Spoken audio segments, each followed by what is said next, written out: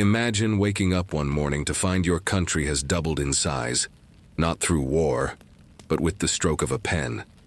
In 1803, a quiet deal between Thomas Jefferson and Napoleon Bonaparte forever changed the shape of the United States and the destiny of the world. This is the story of the Louisiana Purchase, a tale of vision, risk, and the dream of a young nation daring to reach beyond the edge of the map. So, sit back, breathe easy, and let's journey into the moment America grew overnight. And if you enjoy thoughtful stories told in a calm, relaxing way, don't forget to subscribe for more. There was a time when the United States of America was not yet a vast country stretching from ocean to ocean to stand. It was small, fragile, clinging to the edges of the Atlantic like a hopeful dream still learning. It was the early 1800s. The Revolution was over, the Constitution inked and ratified, and George Washington, the great general himself, had already stepped down into history. The people were new at self-government, proud yet unsure, like a young sailor adjusting to the vastness of an open sea. The land beyond the mountains, beyond the Mississippi River, was a mystery. It was drawn on maps as blank spaces, and soft smudges of color labeled only with words like unexplored, Indian Territory, or unknown. And yet in the hearts of those living on the narrow strip of settled coast, that blankness was not frightening. It was magnetic. It called to them, softly, like a wind through tall grass, whispering of rivers that glowed in the sunrise, forests that stretched for days and possibilities as wide as the horizon. Among those who heard that whisper most clearly was Thomas Jefferson, the quiet philosopher who had helped write the Declaration of Independence and who now, in the year 1801, served as the nation's third president. Jefferson was a man of paradoxes, rational yet romantic, scholarly yet restless. By candlelight, at Monticello, he would study fossils and star charts, designing new inventions in the still of night. But in his heart, he was always gazing westward, beyond what could be seen, into what could be imagined. He dreamed of what he called an empire of liberty, not an empire of conquest or kings, but a vast landscape where free people could live by the fruits of their own labor, tilling their own soil under their own sky. To him, America was not a finished shape on a map. It was an idea, one that must grow, or else fade. But the young nation's dreams were hemmed in by geography and politics. To the west flowed the Mississippi River, that great, slow artery of life winding through the continent, survived. It was the road for trade, the waterway of grain and timber, the path by which the frontier, and at the mouth of that river lay New Orleans, a single city that held the key to the nation's economy. Whoever controlled New Orleans controlled the future of the United States. For years, the port had been under Spanish control, and though Spain was distant and weak, it had allowed American farmers to use the river freely, to ship their goods, to sell, to thrive. But Jefferson's heart grew uneasy when, in secret, Spain signed a treaty returning Louisiana to France, and to Napoleon Bonaparte, the most ambitious man in the world. Napoleon was no ordinary ruler. He was a storm-wearing human form, unpredictable, brilliant, dangerous. If France controlled the Mississippi, Jefferson feared, America's fragile independence could choke before it truly began. He wrote in one letter, quietly but gravely, that this single act would make us allies of England and friends of no one. He knew what it meant. A European empire was returning to America's doorstep. Still, Jefferson remained calm. He always believed that patient thought could outlast rash power. He did not rush to anger or threat. Instead, he thought, and in his thinking, a new idea began to form. A wild, daring, almost unthinkable idea. What if instead of fighting for New Orleans, he bought it? It was at first only a whisper of a thought, impractical, even impossible. France had just regained Louisiana. Why would Napoleon ever sell it? And how could the young United States, with its modest treasury, afford such an immense purchase? But Jefferson was a man who understood that sometimes destiny hides behind absurdity.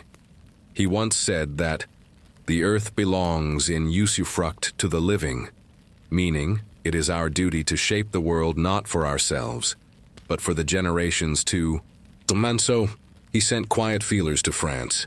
Letters, couriers, polite inquiries about purchasing New Orleans. Just that one city, perhaps. And the strip of land east of the Mississippi. It was a small proposal, the kind that history rarely notices.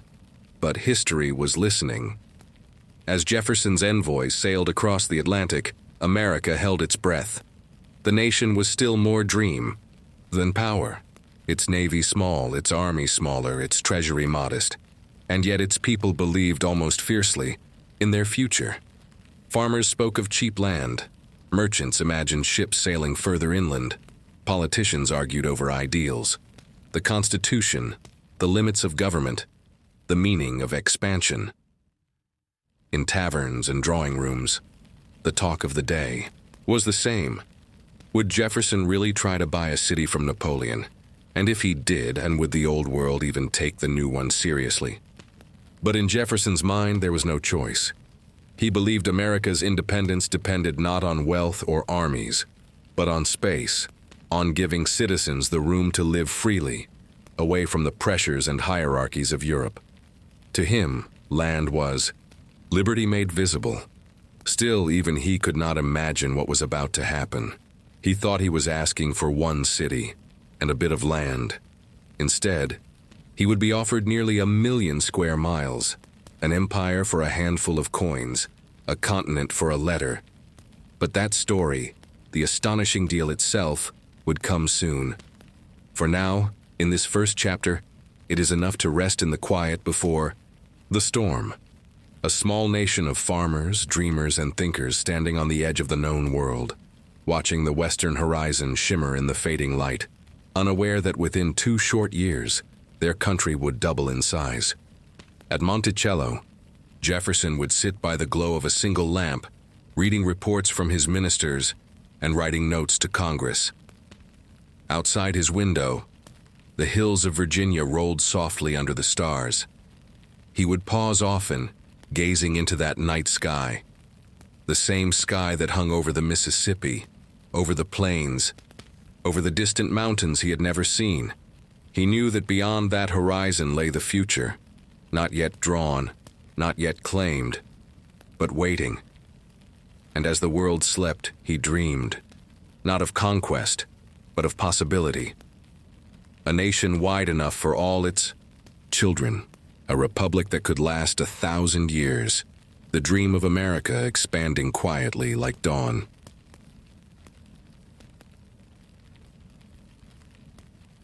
Across the ocean, the world was burning. Europe, in the first years of the 19th century, was a vast chessboard of ambition and blood. Empires rose and fell in the time it took to deliver a letter, and at the center of it all stood one man, short, brilliant, unstoppable, Napoleon Bonaparte. He had seized France by the will of his genius, transforming the dreams of the revolution into something far colder and more disciplined. His armies marched across the continent, their drums echoing from the Alps to the Rhine, their banners bright as fire. He wanted not merely power, but order, a world shaped by his design. And though his gaze was fixed on Europe, his shadow reached far across the sea, to a distant wilderness called Louisiana. To the Americans, Louisiana was a mystery. To Napoleon, it was a piece on the board. The Louisiana Territory, stretching from the Gulf of Mexico to the Canadian border, was so vast it could not be mapped in a single breath. It was a river world of forests, plains, mountains, and silence. For France, it had once been the jewel of an old empire. For Napoleon, it was supposed to be the seed of a new one. In secret, he had arranged for Spain to return Louisiana to France. To the rest of the world, the transfer was only a rumor, a whisper that drifted across oceans. But in Washington, Thomas Jefferson heard it clearly, and it filled him with quiet dread. Jefferson knew what Napoleon's ambitions could mean. If France planted its flag at the mouth of the Mississippi, America's growth could be strangled before it began. The Mississippi was more than water. It was the Republic's artery. Without it, the Western farmers could not trade, and the fragile Union might crumble into bitterness and division. In a private letter, Jefferson wrote that such a move would seal the destiny of the United States to the catastrophe of its own choosing. He rarely used words of alarm, but this time his pen trembled slightly. For all his love of philosophy and reason, Jefferson was also a realist. He knew that empires did not yield to logic, they yielded to opportunity. Across the Atlantic, in Zatundu, the gilded chambers of Paris, that opportunity was slipping through Napoleon's fingers. His grand plan for a North American empire depended on Haiti, then known as Saint-Domingue, France's richest colony, a land of sugar and slavery. But the people of Haiti had risen in revolution, demanding freedom in the language of fire and blood. Napoleon's armies tried to crush them and failed. Disease and resistance broke his power there. And when Haiti fell from his grasp, the dream of a French America began to rot. Without Haiti, the Louisiana Territory lost its purpose. It became not a springboard for empire, but a burden, a vast wild land he could not protect, too far away from his European wars. So Napoleon, ever pragmatic, began to consider the unthinkable, to sell it. Back in Washington, Jefferson had no idea that the world was about to tilt in his favor.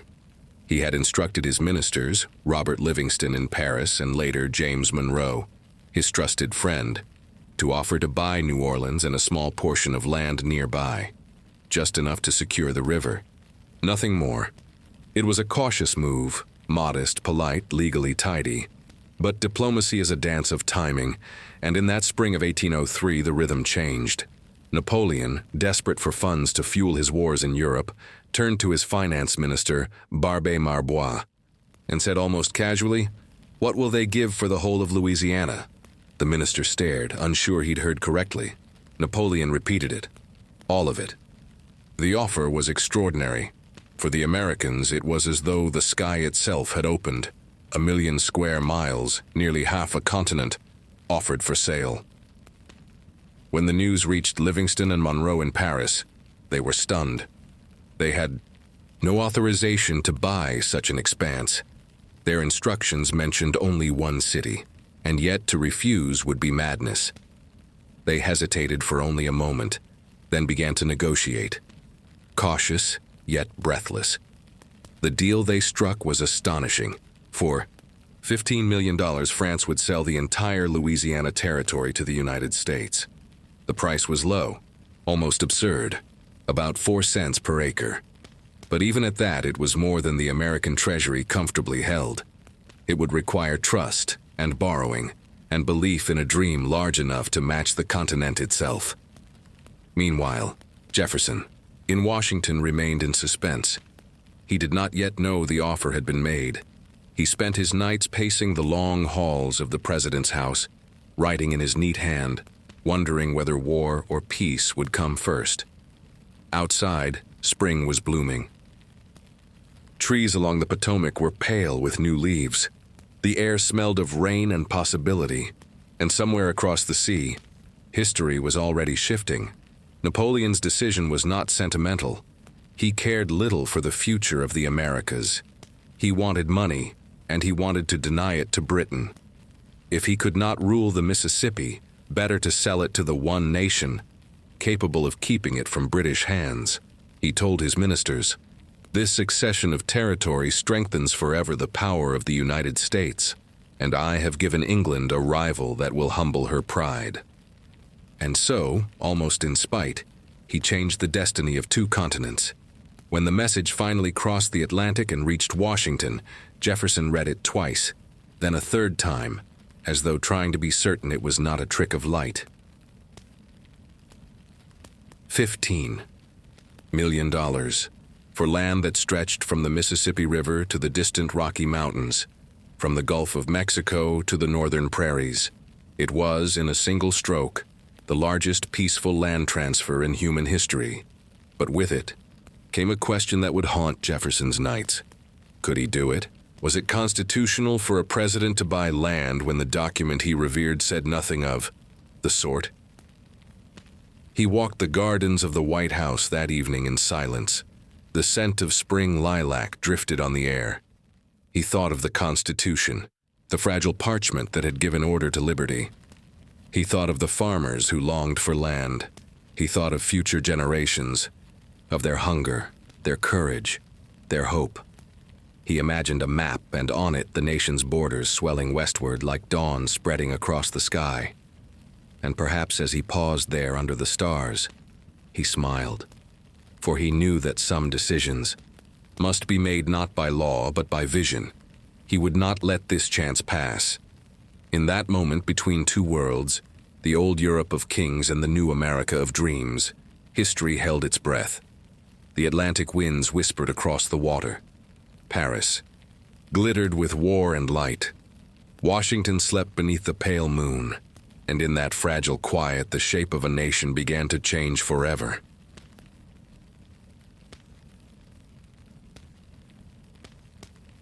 In the spring of 1803, Thomas Jefferson stood at a crossroads that few men in history have ever faced. Told him to pause. Before him lay the opportunity of a lifetime, perhaps of all time. Yet every instinct of caution, he was, after all, a man of laws, not of empire. He had spent his life arguing that government should be bound by principle and by the Constitution. And the Constitution, in all its carefully chosen words, said nothing about the purchase of foreign territory. Could a republic buy an empire? Could a president sworn to uphold that sacred document stretch its meaning so far? In his letters, Jefferson confessed that he trembled at the thought. He feared that in gaining a continent, he might betray the very foundation of liberty. But history rarely offers perfect choices. It offers only moments, fleeting, fragile, and full of consequence. And this one had arrived. The message from Paris lay open before him. Napoleon would sell the entire Louisiana Territory for $15 million. The envoys, Monroe and Livingston, had already signed the preliminary papers. All that remained was Jefferson's approval. But the President of the United States, philosopher, scientist, dreamer, sat in silence, the candlelight trembling on his desk. He saw before him not only the promise of land, but the weight of the unknown. The Louisiana Territory was not just wilderness, it was inhabited by native nations, by French settlers, by Spanish traders. It was not empty space, but a living mosaic. And yet, it was freedom's horizon. Jefferson rose and crossed the room, pacing slowly, his soft shoes silent on the floorboards. Outside, a storm gathered, one of those low, rolling Virginia tempests that rumble before they break. He watched the lightning flicker beyond the window and thought of the Mississippi River, that winding, shimmering thread connecting the future to the present. For years, he had written of America as a garden of liberty, a land that could remain virtuous so long as it remained agrarian, so long as its citizens could live by the work of their own hands. But the eastern lands were filling fast. If that dream were to survive, it would need space. Space to grow, to breathe, to remain free. And here now was that space offered by fate itself. Jefferson's mind was not one to leap before it looked. He drafted memoranda, consulted Madison and Gallatin, weighed every constitutional angle. He even considered proposing an amendment to make the purchase unquestionably legal. But time was slipping away. Napoleon was impatient. His wars consumed money like fire consumes air. If Jefferson delayed too long, the offer could vanish, and with it, America's chance at the future. At last, in the quiet of one evening, he made his decision. He would take the risk. He wrote in his journal that sometimes a strict observance of the written law is less important than the preservation of the nation. He would buy the land first and seek legal approval later. It was, for a man of his temperament, a breathtaking leap of faith. He, who had once feared the concentration of power in a single hand, now took upon himself a power greater than any president before him. And yet he did so not for glory, but for destiny. When the treaty reached Washington, Jefferson called a special session of Congress. The halls of government buzzed with confusion and disbelief. Some called the deal reckless, a wilderness purchase. They sneered. Others claimed it was unconstitutional, that the president had overstepped his bounds. But Jefferson stood calm before them, his voice steady, his words simple. The acquisition of New Orleans is a guarantee of the Mississippi. The acquisition of Louisiana a guarantee of our future. He reminded them that opportunity does not often knock twice, and when it does, it is usually wearing the disguise of uncertainty. For every critic, there were 10 believers. The thought of a nation stretching from the Atlantic almost to the Rocky Mountains set imaginations ablaze. Newspapers described it as a second revolution. One fought not with muskets, but with pen and paper. Farmers dreamed of open lands, rich soil, and endless possibility. Merchants imagined riverboats and trade routes, reaching deep into the heart of the continent. Children would look at maps and see their country suddenly doubled. A vast expanse of green, stretching beyond comprehension. For a people who had only recently learned to call themselves a nation, it was as though the world itself had opened. Still, Jefferson's heart was not without doubt. He knew that in gaining this land, America would inherit its complexities, its native nations, its tangled treaties, its uncharted lands. He wondered if the Republic, in expanding, might one day lose the simplicity that had made it pure. He feared that the vastness might stretch the bonds of unity too thin. But in the end, he trusted the wisdom of time, that the people, guided by liberty, would learn to govern even what they could not yet imagine. The Senate ratified the treaty in October 1803. Jefferson signed it quietly, without ceremony. On paper, it was done, but in the hearts of those who understood what had happened, it felt almost mystical, as though the continent itself had shifted overnight. The United States had doubled in size.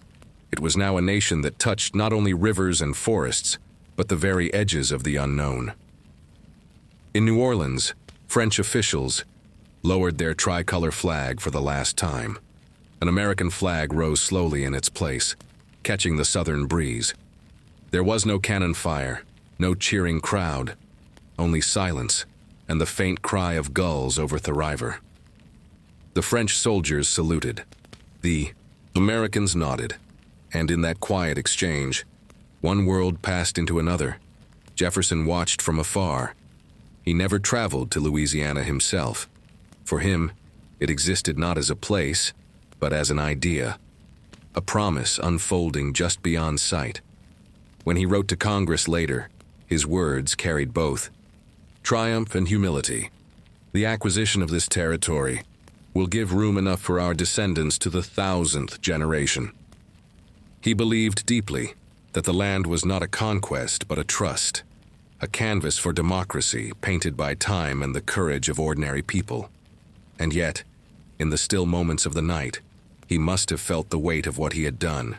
The purchase was a leap into mystery, an act of faith in a future he would never live to see. In the years to come, Americans would call it the greatest bargain in history, but to Jefferson, it was something more fragile, more spiritual, a covenant between dream and duty. He had gambled everything, his principles, his reputation, his peace of mind, on the belief that the Republic could grow without losing its soul. And as he looked out across the night sky from Monticello, perhaps he saw that dream reflected in the stars, each one shining quietly, like a promise waiting to be kept.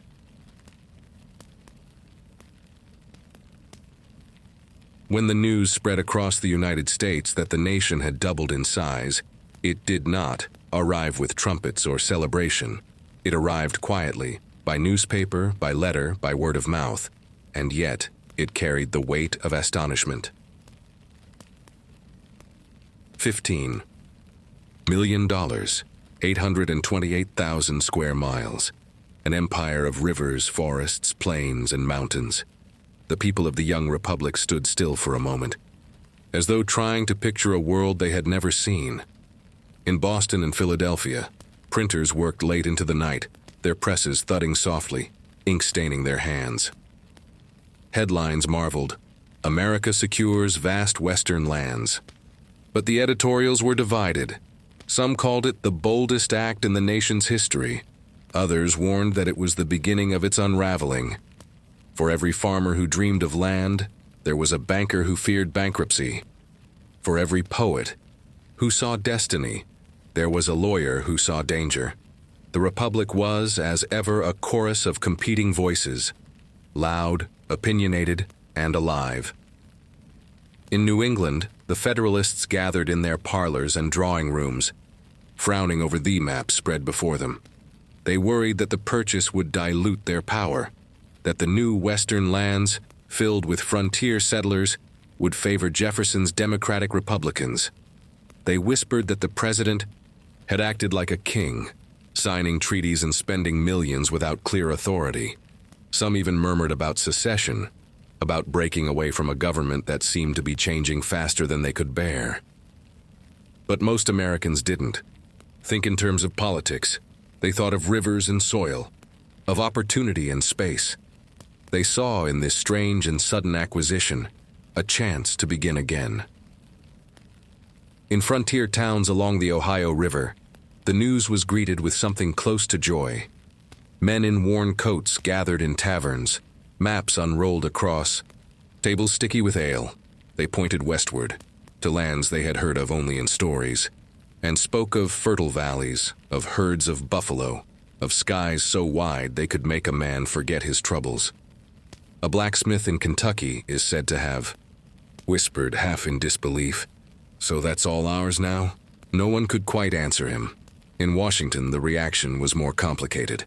The Senate had ratified the treaty, but the air was still thick with unease. What had they really bought?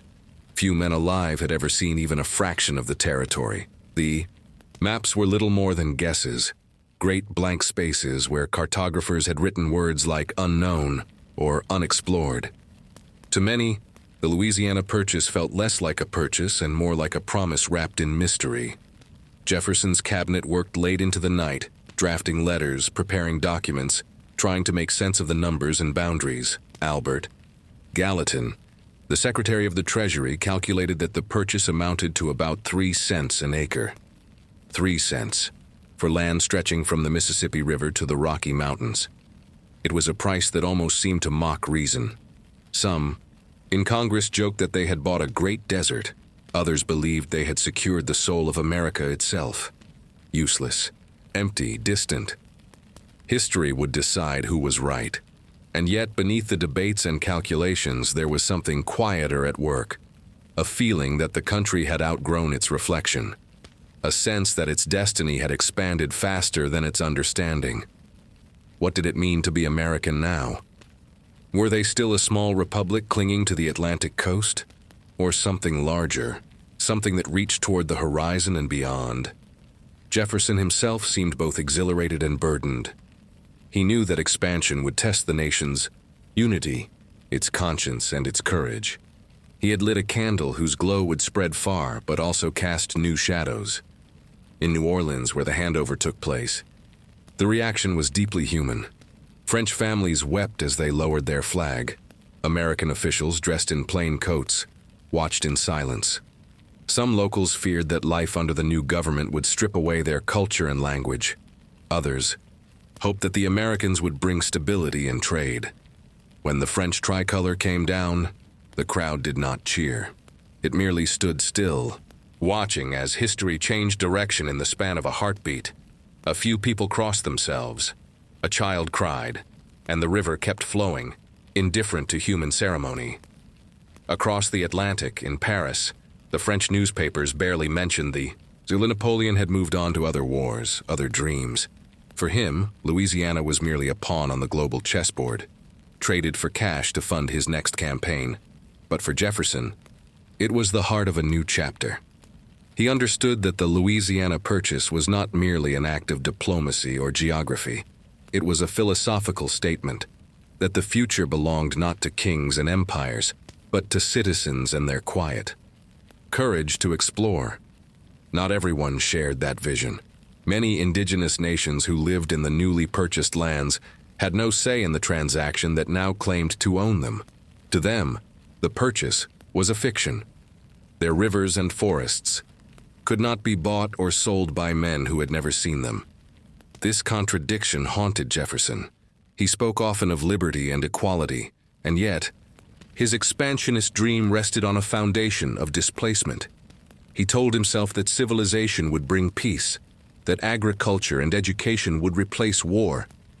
But even he must have known that such promises were rarely kept. And still, the country moved forward. The purchase papers were signed, the money was transferred, and the world began to redraw its maps. Children studying geography opened new atlases and saw their country stretching endlessly to the west. Bend. Travelers on riverboats looked out over the water and imagined all that waited beyond. The merchants began talking about trade routes, farmers about soil, explorers about glory. In the space of a single year, the American imagination had doubled. At Monticello, Jefferson wrote to his friend Albert Gallatin, "The acquisition of this territory has been disapproved by some as beyond the Constitution, and by others as too extensive. But I am persuaded it will prove to be a blessing to unborn millions." He was not boasting. He was reflecting, as he so often did, on how small one man's doubts can seem beside the sweep of destiny. He knew that he would be judged, perhaps harshly, but he believed that history favored those who dared to look beyond the edge of the map. As the months passed, the debates quieted. Even the most skeptical Federalists began to see that no one could truly oppose what had already become a fact. The land was theirs now, wild, vast, waiting. The Republic had stepped into the unknown. It had gambled its conscience for its future, and somehow it had won. The Louisiana Purchase did not end a chapter of history. It began one, a story of rivers and mountains, of explorers and settlers, of discovery and loss. But on that spring evening when the last parchment was sealed and the ink dried, there was only stillness, the kind that follows great change. And somewhere, in that stillness, Thomas Jefferson must have felt both triumph and trepidation. He had changed the world, and now the world would change him.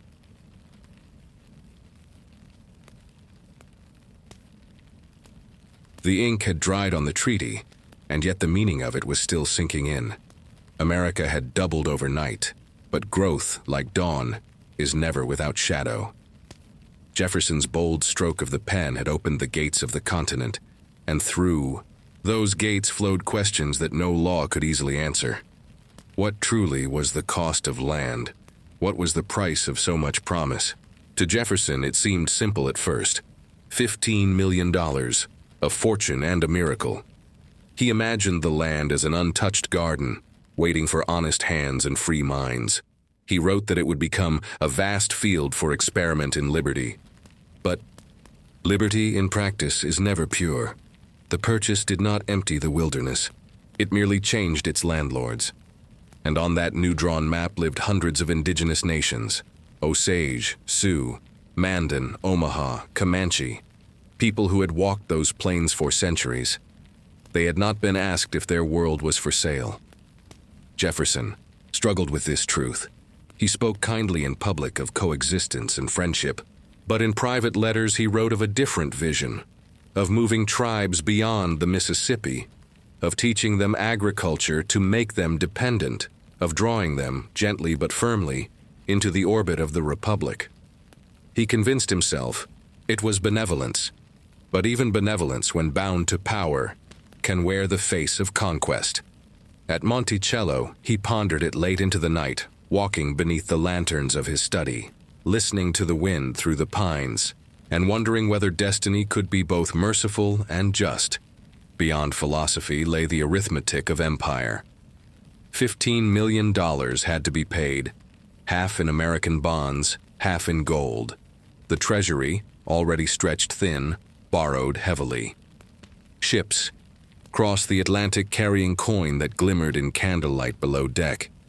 Each bar, each ingot, was a silent wager on a future that no one had seen.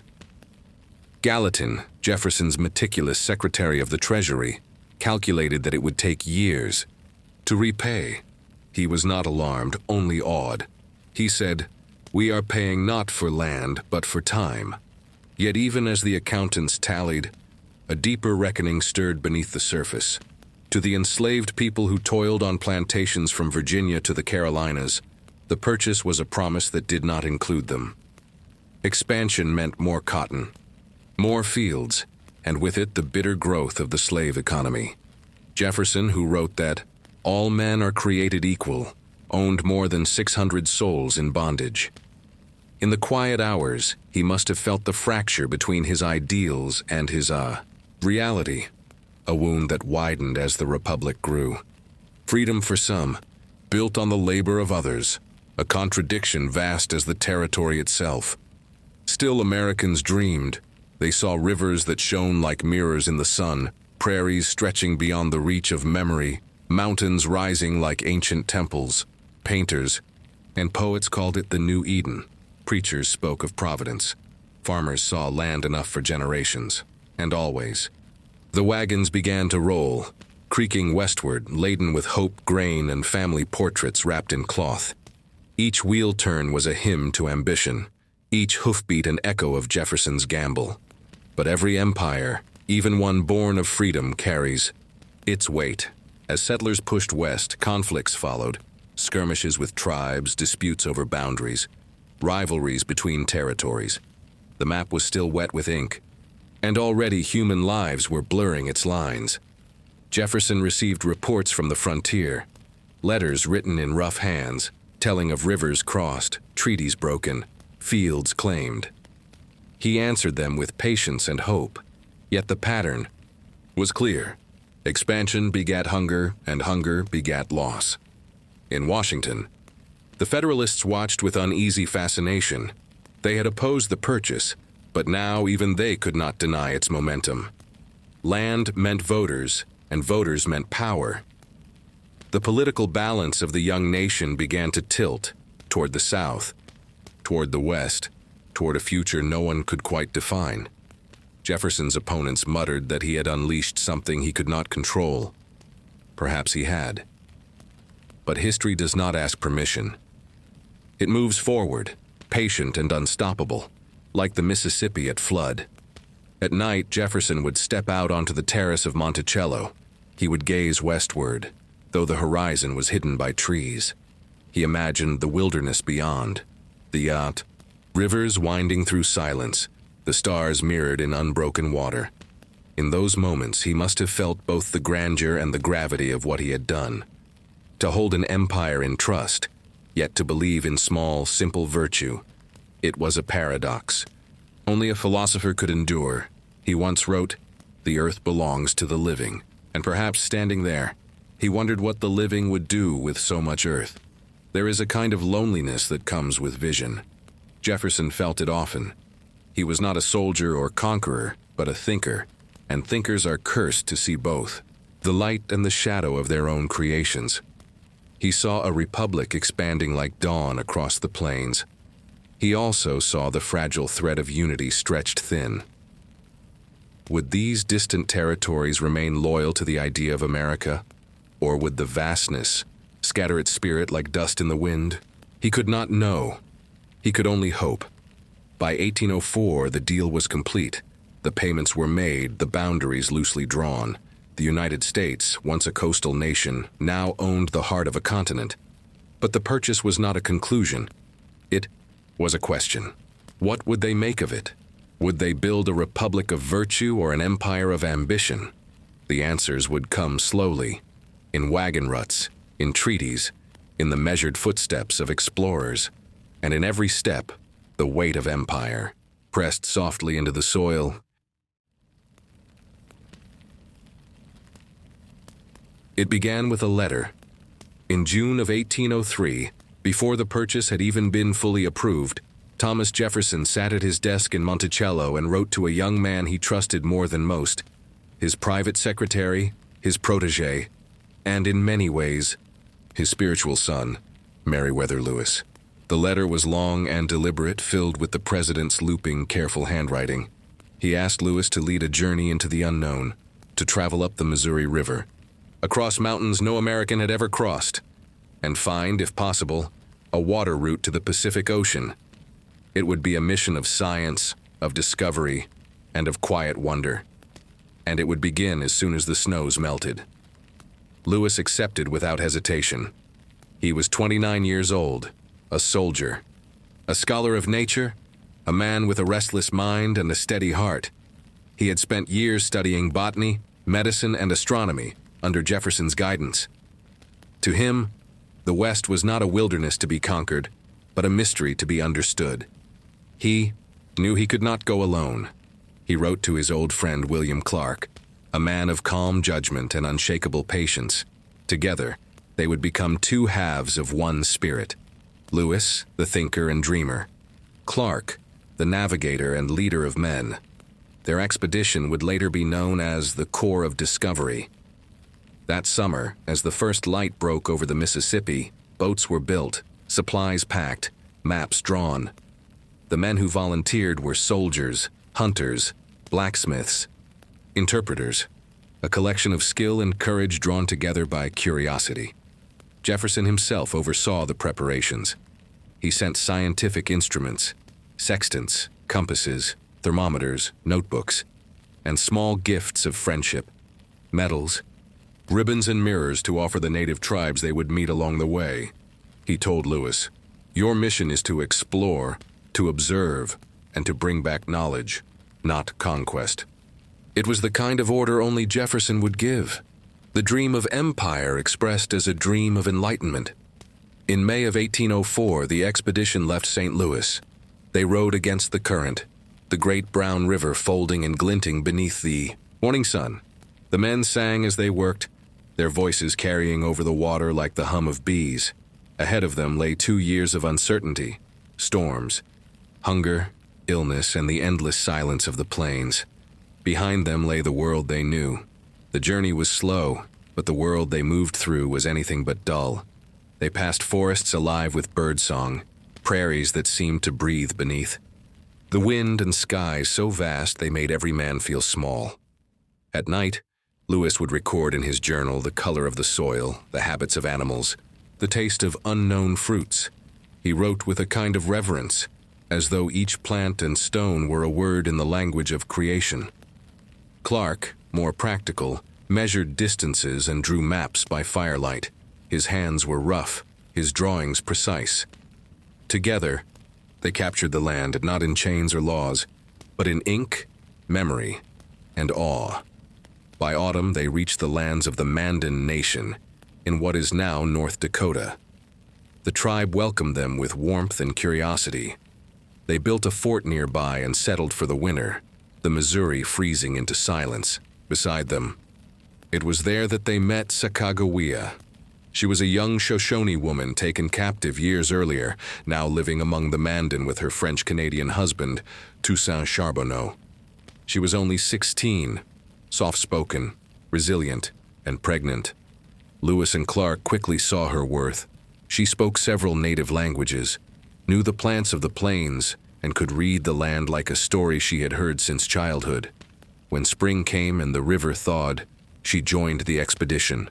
Her infant son, Jean-Baptiste, strapped to her back. History would remember her as a guide. But to those men on the river, she was much more, a symbol of peace, of connection, of quiet endurance. As they traveled westward, the world around them seemed to expand beyond imagination. The Great Plains unfolded like an ocean of grass. Buffalo moved across the horizon like living thunder. Storms rolled in and vanished without a sound. Sometimes the men would pause, their paddles resting in the water, just to listen to the wind through the cottonwoods. Lewis wrote, "I felt a calmness I had never known, as if the earth itself were breathing beneath us." They encountered dozens of tribes, the Teton Sioux, the Arikara, the Shoshone, the Nez Perce. Each meeting was a moment of delicate diplomacy. Sometimes they traded gifts and laughter. Sometimes the air was thick with tension. Lewis often wondered, What they must think of this strange procession, these pale strangers rowing against the current, carrying Jefferson's hopes in their hands. He wrote that he felt both pride and humility, pride in discovery and humility before those who already knew the land far better than he ever could. By late summer of 1805, they reached the Rocky Mountains, rising suddenly like the spine of the world. Snow glittered on their peaks, and for the first time, the men began to doubt they could cross. Food ran low, their feet bled, the cold pressed in like iron, but it was Sacagawea who saved them. She recognized the Shoshone lands ahead, and through her, they found the help they needed, horses, guides, and the strength to keep moving. Without her, the expedition might have ended in silence among the stones. And then, one morning in November 1805, after 17 months of travel, they saw the gray shimmer of the Pacific Ocean. Clark's journal recorded the words simply "ocean in view." The joy! The men cheered, laughed, wept. They had crossed a continent. On a bluff overlooking the surf, they built a small fort and wintered there. The rain never stopped. The days were short and gray, but the ocean sang, a deep, endless voice that made every hardship seem worthwhile. When spring came, they turned back east. They carried with them maps, specimens, and stories enough to fill a nation's imagination. When Lewis and Clark finally returned to St. Louis in 1806, the city erupted in celebration. The two men rode in quietly, their faces weathered, their journals swollen with the damp of river air. They had traveled more than 8,000 miles, lost only one man, and opened the gateway to the west. Jefferson welcomed them home with quiet pride. He read their notes, traced their maps, and smiled that rare, thoughtful smile of his, half wonder, half melancholy. For in their success, he saw not only discovery, but destiny, and its price. The expedition had begun as an act of curiosity. It ended as the foundation of a dream. America had looked into the heart of its new lands and seen both beauty and responsibility staring back.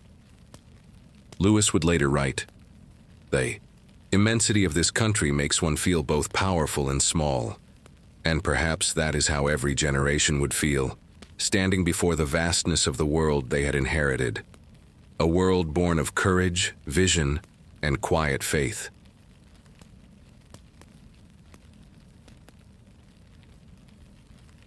When the maps came back to Washington, they were creased and water-stained.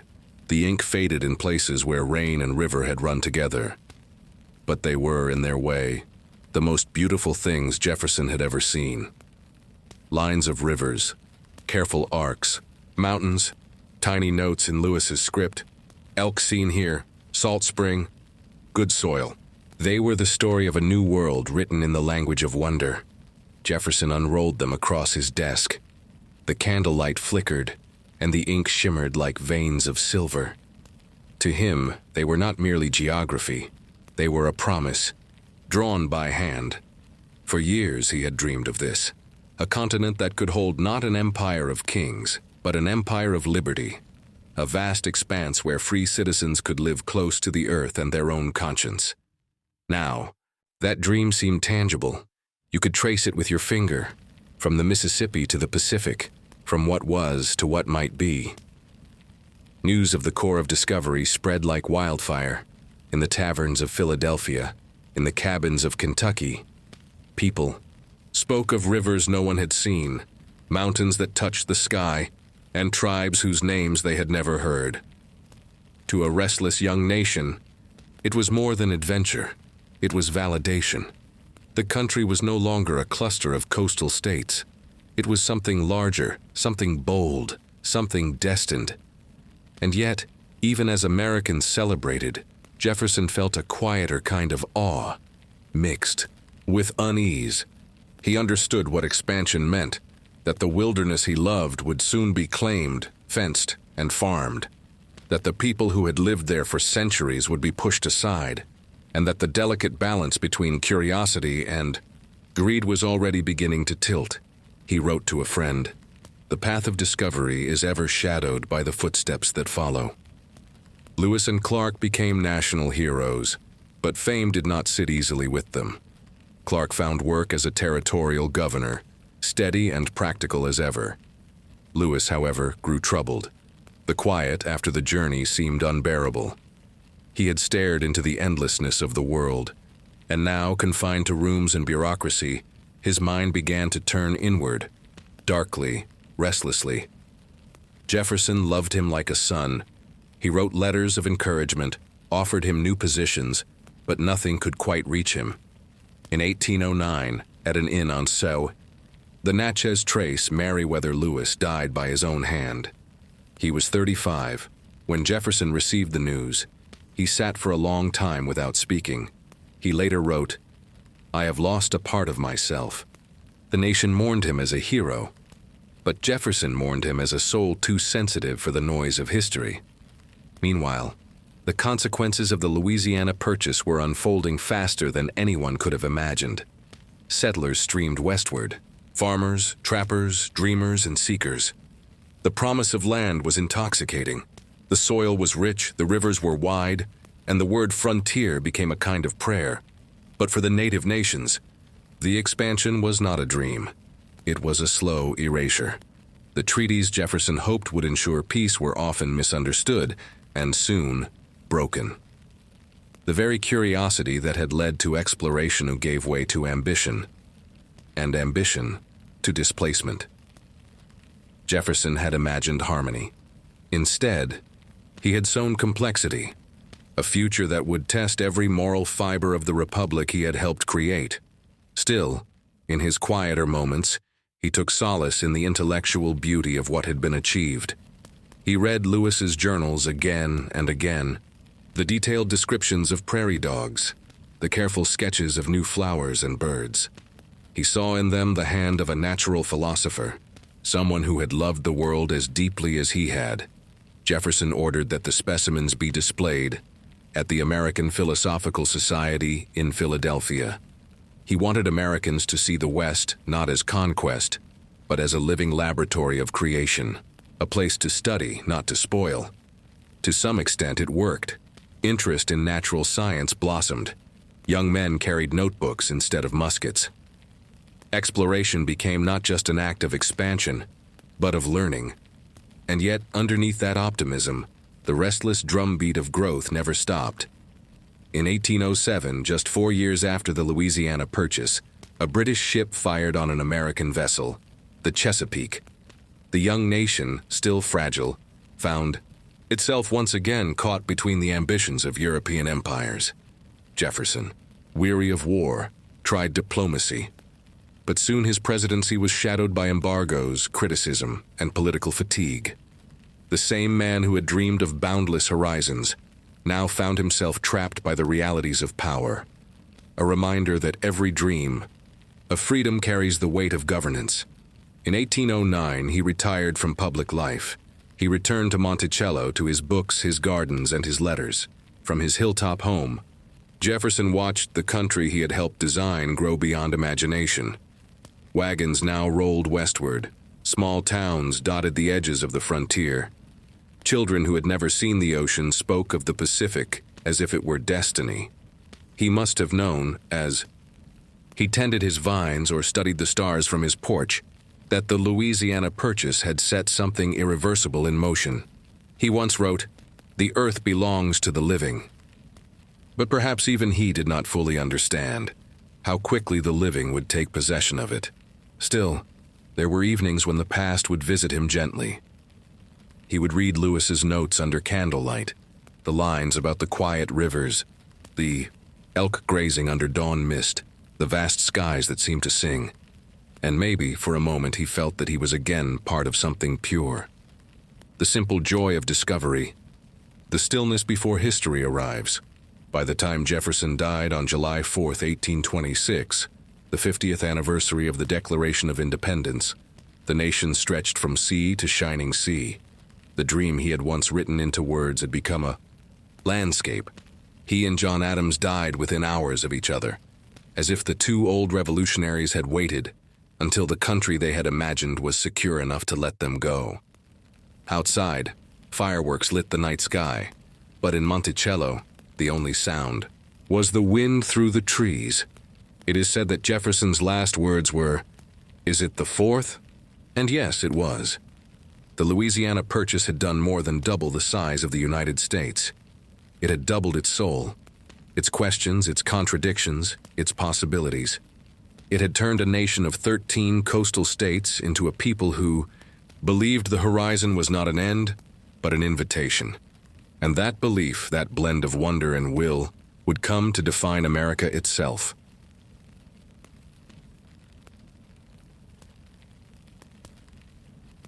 The Louisiana Purchase had begun as an act of vision, a dream drawn in ink, sealed with a signature. But like all dreams that come true, it left behind questions that would linger for centuries. In 1803, when the treaty was signed, few imagined the true reach of what had been set in motion. The United States had doubled overnight, yet the consequences of that doubling were not simply measured in miles or maps.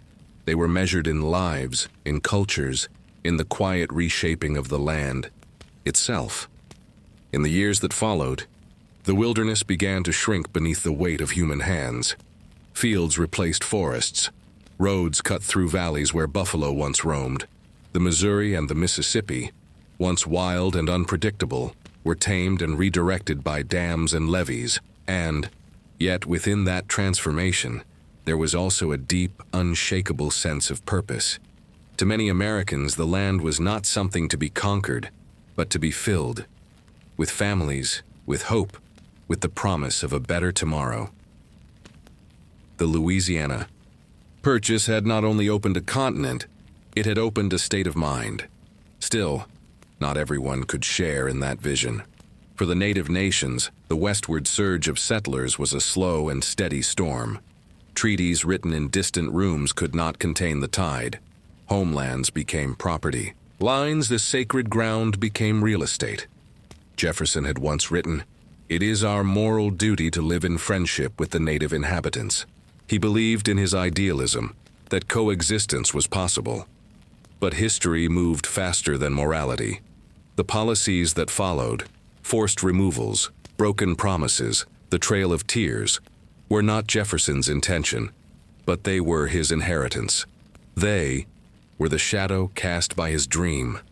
To understand the Louisiana Purchase fully, one must hold both truths in hand, the beauty of its vision and the cost of its realization. It gave America space to breathe, but it also taught the nation a lesson it would wrestle with forever, that growth without empathy becomes emptiness. And yet, amid that complexity, the spirit of discovery still glowed. The journals of Lewis and Clark, once tucked away in libraries, became national treasures. They spoke not only of rivers and mountains, but of awe, that rare, unguarded awe that belongs to anyone who has ever seen something for the first time and felt the world widen. Generations of school children would trace those maps with their fingers, following the curving lines of the Missouri and Columbia, imagining the smell of pine and rain, the sound of oars dipping into mist. Pain and progress would live side by side in that story, each inseparable from the other. By the mid-19th century, the vision of the Purchase had taken on a new name, Manifest Destiny. It was the idea that expansion was not just opportunity, but obligation. That America was meant to stretch from the Atlantic to the Pacific, from sea to shining sea. In its purest form, it was an echo of Jefferson's belief that knowledge and freedom should grow together. But in practice, it often became justification for war, for displacement, for a faith in progress that forgot to look back. The gold rush, the railroads, the homesteads, each carried the spark of the Louisiana dream and the shadow that came with it. And yet, the story is not one of guilt alone, because within the wide sweep of that history was also courage, creativity, and connection. It was in the hands of farmers who broke the first soil in the prairies, believing they were building something lasting. It was in the scientists and explorers who mapped stars above the plains and fossils beneath them. It was in the letters home, where families wrote of sunsets that stretched forever, and the strange, healing silence of the open land. The Louisiana Purchase had created a stage, and upon it, millions of ordinary people lived out the extraordinary experiment of democracy expanding across geography. For Jefferson, who never saw the full reach of his decision, the purchase remained a source of quiet pride and quiet worry. He had, after all, questioned his own authority in making it. Nowhere in the Constitution was there a clause allowing the president to buy land from a foreign power. He had done it anyway, a practical man guided by an idealist's heart. He justified it by calling it an act of necessity, and history, in its slow way, has largely agreed. For without that decision, the shape of the United States, its geography, its economy, its very sense of identity, would have been entirely different. If you visit Monticello today and stand on the terrace where Jefferson once gazed westward, you can feel the quiet of that long-ago moment still lingering in the air. The hills roll away, green and golden, and the horizon seems infinite. You can almost imagine him there, a frail old man, wrapped in a shawl, looking out toward the lands he had never seen but always imagined. The wind stirs the trees and the house creaks softly, as if remembering. For Jefferson, the Louisiana Purchase was never just politics. It was poetry, the belief that humanity could live in harmony with the vastness of creation. He did not live to see railroads, or telegraphs, or the industrial noise to come. He lived in a quieter, when discovery still felt like reverence. The legacy of that era endures, not in monuments or museums, but in the very rhythm of the country, in the sound of a riverboat on the Mississippi at dusk, in the fields that stretch through Kansas and Nebraska, in the mountains that still guard the horizon like sentinels of time. Every road west, every small, and every whisper of a windmill, is a descendant of that first bold act, the decision to buy a dream, and then to see if a nation could live within it. The Louisiana Purchase reminds us of something essential, that every expansion, whether of land or of the human spirit, requires balance between ambition and humility, between taking and tending, between the hunger for more and the wisdom to say enough. Jefferson once wrote, "The happiest moments of my life have been the few which I have passed at home in the bosom of my family." Perhaps in the end, he knew that what he had helped create was a home, not just for himself but for generations yet to be born, a home still learning how to live with its own greatness. So if you ever find yourself driving through the open plains, the horizon glowing gold with the last light of day, remember that it was once all mystery, that men once paddled upstream into nothingness, trusting only in courage and a map drawn from imagination. Remember the letters, the signatures, the dreams that started it all, and the quiet hope that this vastness might somehow hold not just land, but meaning. Because that, more than territory, was the true gift of the Louisiana Purchase. It taught a young nation to look west and, in doing so, to look inward toward what it might become.